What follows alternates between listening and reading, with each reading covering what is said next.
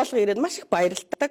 Бүгд ингээл тоглоомын талбайд тоглоал ямар гоё юм бэ гэл. Тэгээ бүр гарахгүй гээд ингээ хаах болчлаа гарахгүй гээд хүүхдүүд бол маш сэтгэл хангалуун байдаг.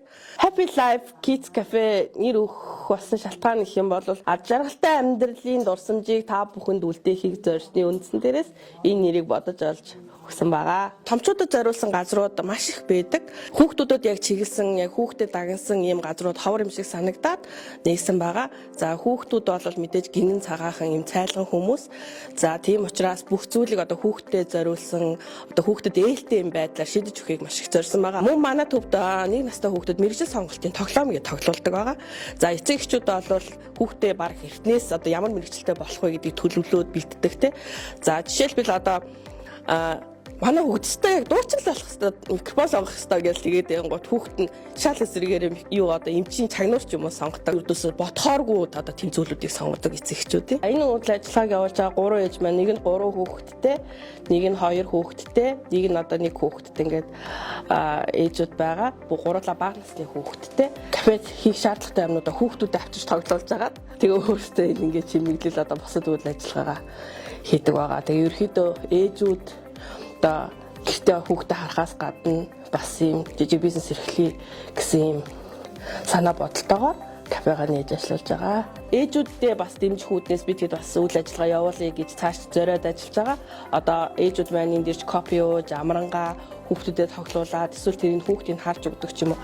Ийм үйлчлэгийг цаашид бас нэвтрүүлэх гэсэн зорилготой бид хэд ярилцаж ажиллаж байгаа. Хүүхдүүд бол ингээл шааран чимэглэл, тоглоомын талбай бүгдийг нь орж ирэл бүр айгүйх одоо нөгөө нэг одоо эмоцтой хүлээж авдаг.